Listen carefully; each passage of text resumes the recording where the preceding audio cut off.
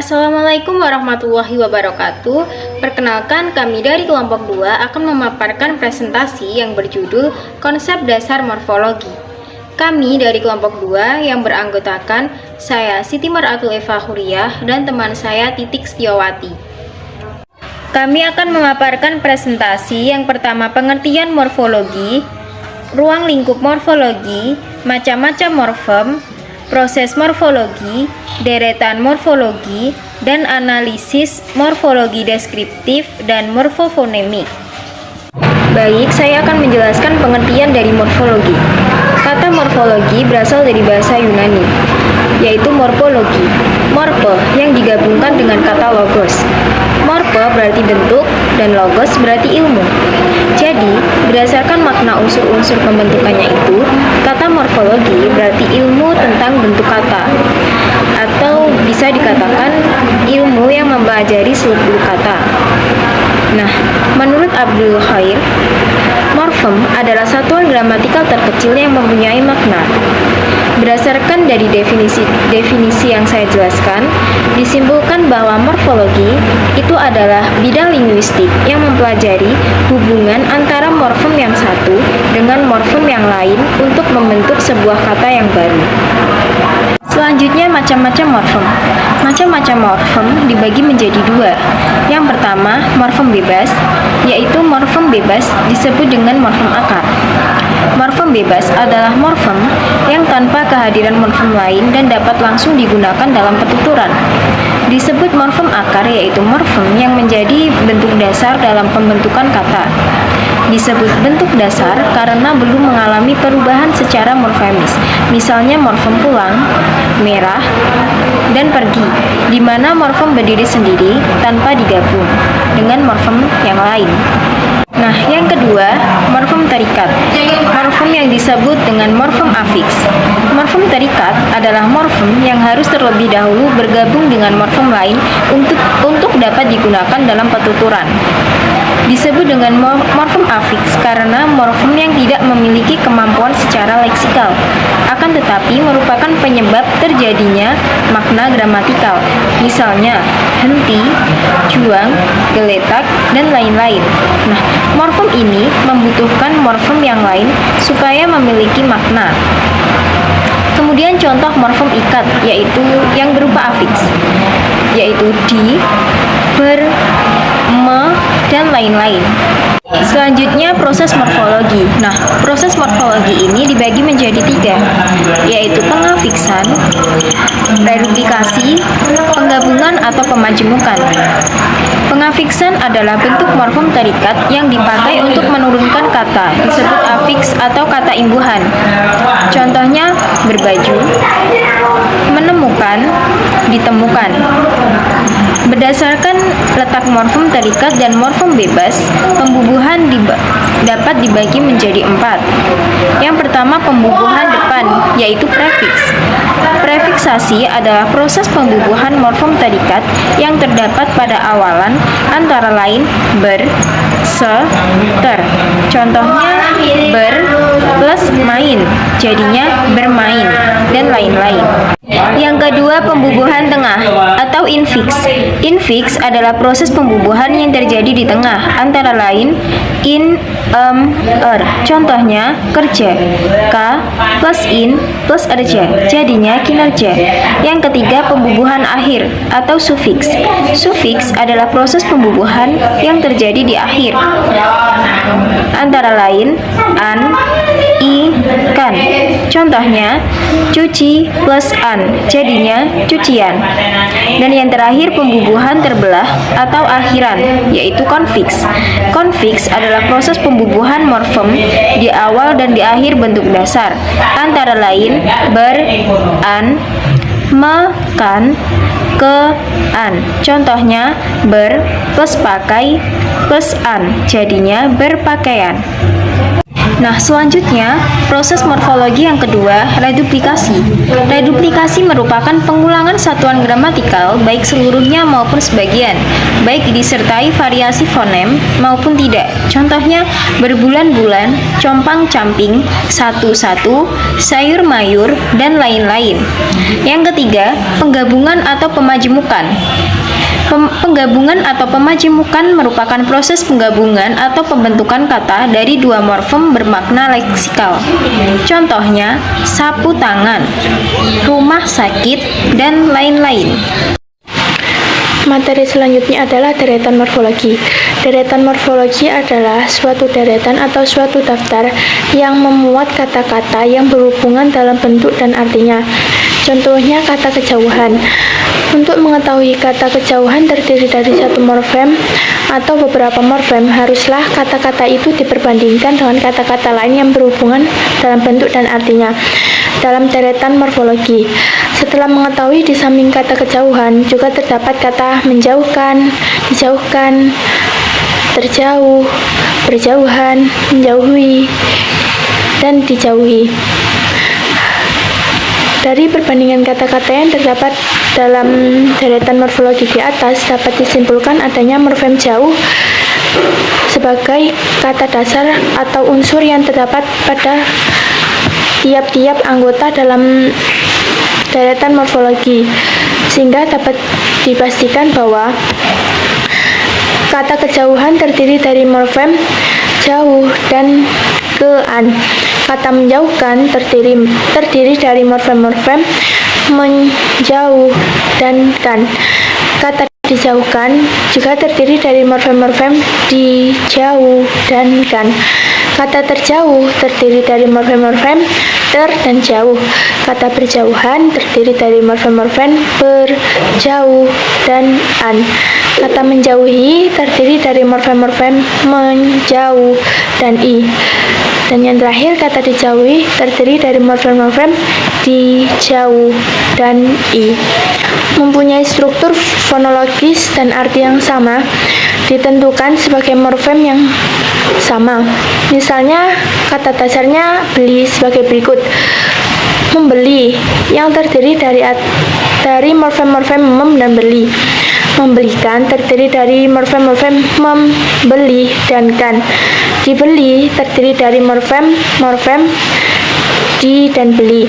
Dibelikan terdiri dari morfem-morfem dibeli dan kan. Terbeli terdiri dari morfem-morfem ter dan beli. Dan yang terakhir, pembeli terdiri dari morfem-morfem pem dan beli. Deretan morfologi sangat bermanfaat untuk menentukan morfem-morfem. Banyak kata yang kelihatannya terdiri dari dua morfem atau lebih, tetapi setelah diteliti secara benar, pada hakikatnya secara deskriptif hanya terdiri dari satu morfem saja. Materi selanjutnya adalah analisis morfologi deskriptif dan morfofonemik. Penelitian deskriptif yang mengenai proses morfofonemik bahasa merupakan penelitian yang menarik. Banyaknya penelitian mengenai proses morfofonemik bahasa bisa dijadikan salah satu bukti bahwa proses morfofonemik bahasa di masyarakat sangat menarik untuk diteliti.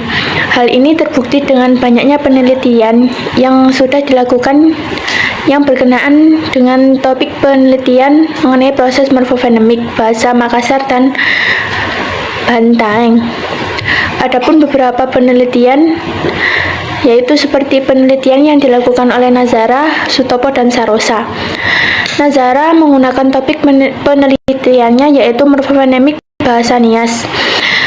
Hasil penelitian itu merupakan proses morfofonemik dalam bahasa Nias terjadi pada nomina dan verba. Morfofonemik yang terjadi pada nomina terbagi atas dua jenis. Kedua jenis itu merupakan perubahan bunyi konsonan dan penambahan bunyi konsonan. Relevansi penelitian Nazara menggunakan penelitian yang akan dilakukan diantaranya adalah sama-sama meneliti morfofonemiknya, sama-sama meneliti yang tentang bahasanya, jenis penelitiannya, dan sama-sama menggunakan penelitian deskriptif. Perbedaan peneliti Nazara menggunakan penelitian yang akan dilakukan diantaranya adalah penelitian Nazara menelitinya, sedangkan penelitian yang akan dilaksanakan meneliti tentang bahasa Makassar dialek dan Bantaeng. Juga melakukan penelitian pada bidang morfofonemik dengan menggunakan topik proses morfofonemik prefix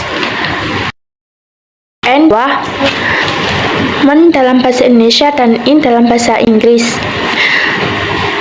Relevansi penelitian ini dengan menggunakan peneliti yang dilakukan peneliti adalah sama-sama meneliti proses morfofonemik.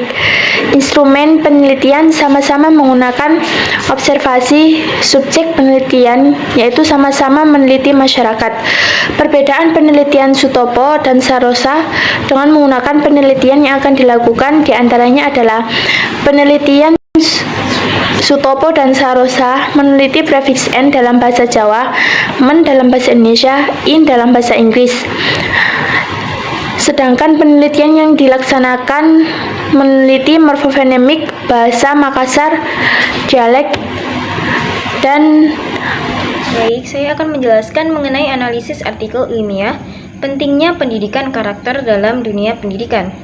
Nah, dalam artikel ini terjadi proses morfofonemik, yaitu pada jenis morfofonemik men, ber, pen, dan per. Contohnya seperti men plus bangun menjadi membangun. Nah, proses morfofonemiknya ialah adanya perubahan fonem akibat morfem men menjadi allomorf karena bertemu dengan fonem yang berawalan b pada kata asli bangun.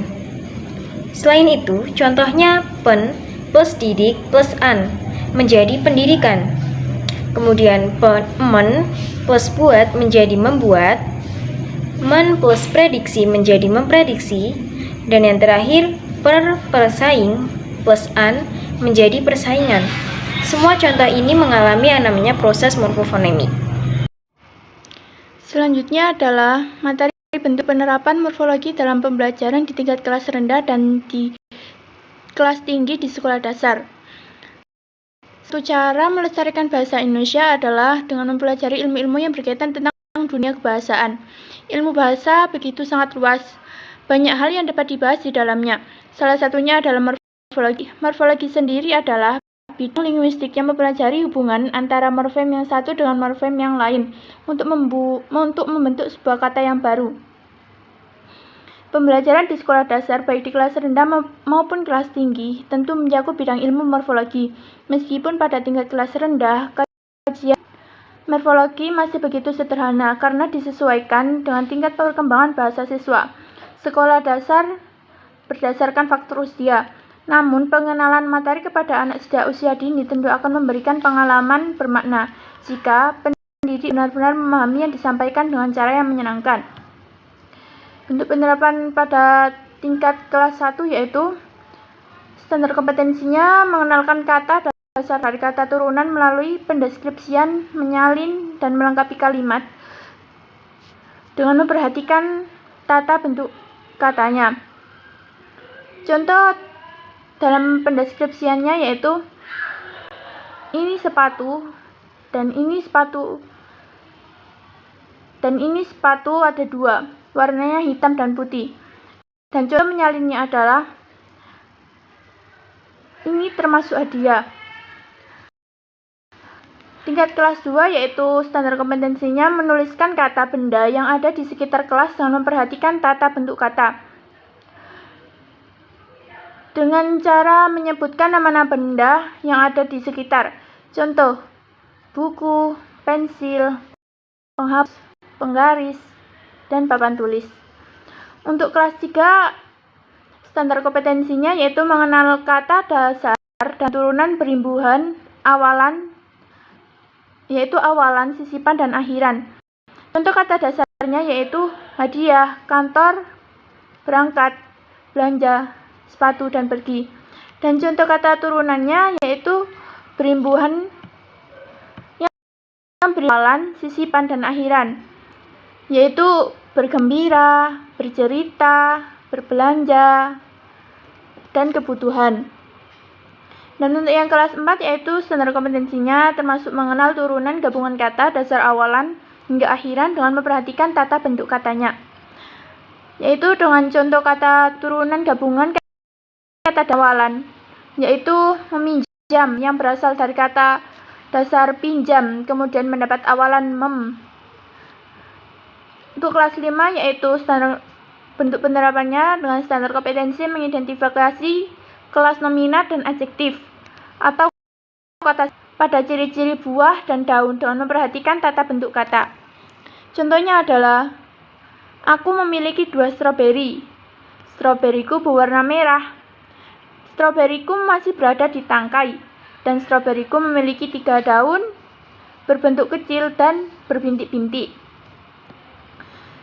Dan untuk tingkatan kelas yang terakhir yaitu kelas 6 dengan bentuk penerapan standar kompetensinya yaitu mengenai kata dasar dan turunan perimbuhan yang awalan, sisipan, dan akhiran. Gabungan kata dasar dan awalan sekaligus di akhiran pada pendapat, saran, dan pengumuman. Pendapat dan sarannya yaitu contohnya di pendapat itu contohnya tidak sepantasnya Verdi memakai kaos kaki yang berbeda warna. Dan contoh sarannya adalah seharusnya sebelum naik ke atas panggung, Verdi mempersiapkan dahulu penampilannya. Contoh teks pengumuman.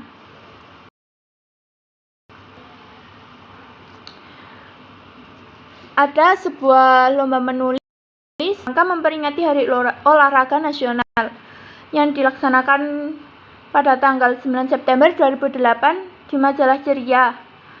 Yang mengadakan adalah majalah Ceria. Persyaratannya yaitu tulisan harus sesuai tema, yaitu yang bertema olahraga sangat penting bagi kesehatan. Karangan tulisan dalam bentuk tulisan tangan atau diketik di 2 lembar kertas A4. Karya tulisan tersebut lalu dikirimkan ke redaksi majalah Ceria di PT Ceria Santosa. Dan jangan lupa menulis. Sekian penjelasan presentasi dari kelompok kami. Kurang lebihnya kami mohon maaf. Wassalamualaikum warahmatullahi wabarakatuh.